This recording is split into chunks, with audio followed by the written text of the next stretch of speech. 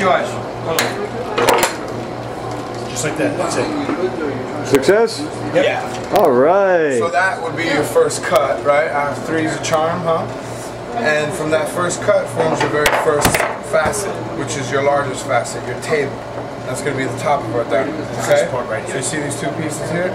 And usually the larger one stays within the stick. We'll heat that back up, take it out, and then get it on the brooding machine. I don't know if I showed you a picture. I showed you a picture before. The brooding machine, what it does is two diamonds spinning against each other. So we want to start knocking off these heavy corners to start creating somewhat of a round shape. Okay? From there, then blocking begins. Blocking, we start putting our main facets, which are our largest facets. Alright? And that we come to the wheel. Now with the wheel, there's diamond dust. I explained to you guys before, diamond dust, oil, and glue. And that's spread on the wheel, and then Bortz is put on my tang here, and start polishing it in. And as I continue blocking, you go through a couple of steps. After that, then it's brilliant tearing. And through each step, then the diamond goes back into quality control. They look at the stone, make sure it's heading in the right direction, because we always forecast what the stone's going to end up as.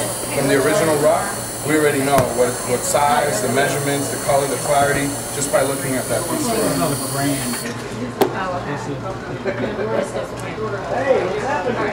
And it's just it's constant. You polish and you check. You polish and you check. Sometimes you could have 4 stones going at once on a particular wheel. Usually you would only do that if it's blocking the beginning steps of polishing. If you're brilliant tearing, it's a lot different. There's more detail. So you want to stick with one stone on the wheel.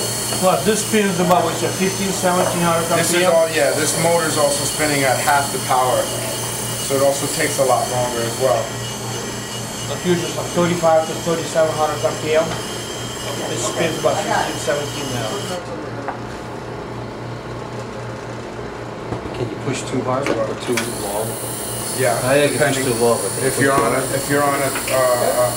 we're doing the crown here, I'll show you here.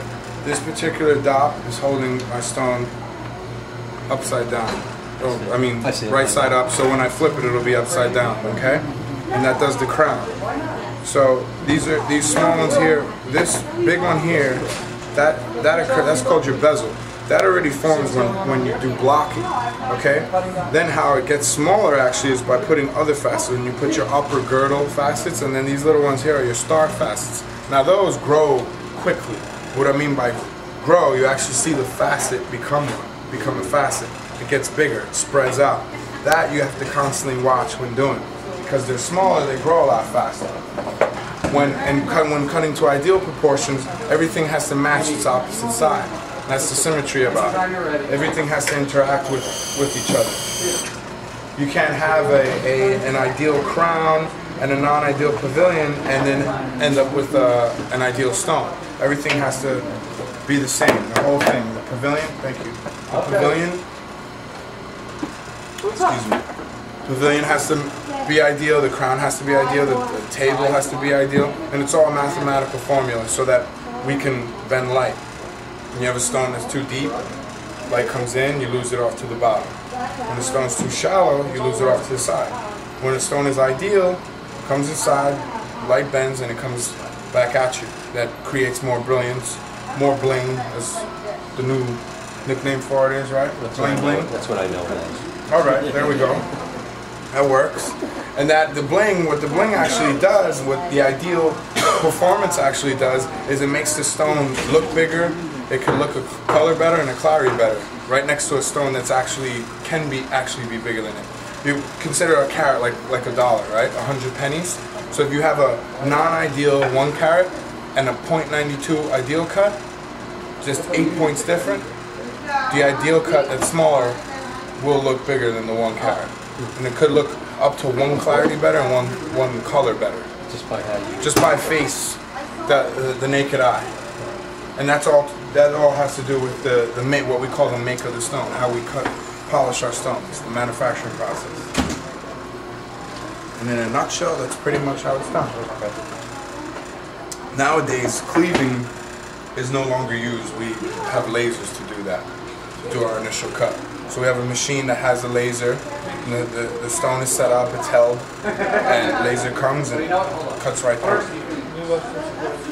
And then, but still, the finishing steps, brilliant turn, is still done on the wheel today. And this is how it's been done for long before our time. And in the old days, the tangs were actually wood, made of wood, and they somewhat took the shape of this.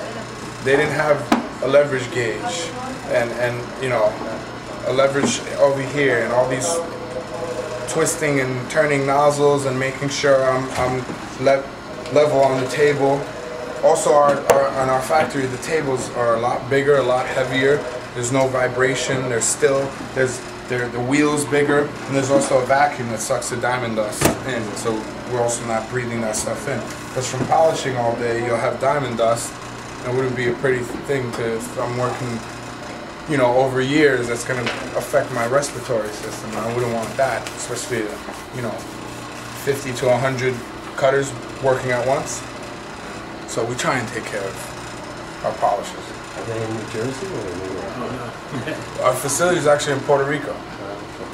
That's where we cut our ideals, and we have four other factories: Botswana, Angola, Namibia, and Russia. What you call it? What is this? Tang. A tang. The head is a dop. So different dops hold the stone in different positions. This I call a finger dop. These two kind of pry in. I turn the nozzle, squeezes the stone. These are both click dops, but this is a pavilion click dop, and this is a crown, tower, a top dop. We call it bottom dop, top dop.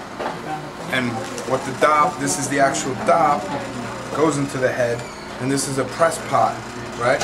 And it squeezes the stone in here. You see, this one was actually in a dop where it was fat, it was blocked. That's kind of looking like this. Okay, as I turn it, you see the light take those facets. And then this goes, I would then, excuse me, open this up, slip that in there, tighten it back, and there we go. So this was like Thanks for the education. Yes. I really appreciate it. My pleasure. My pleasure. cool. Thank you very much for the education. You're welcome. All right, man. Good to see you. Always a great cool. So get my best still in there, would you? I will. Are you doing anything?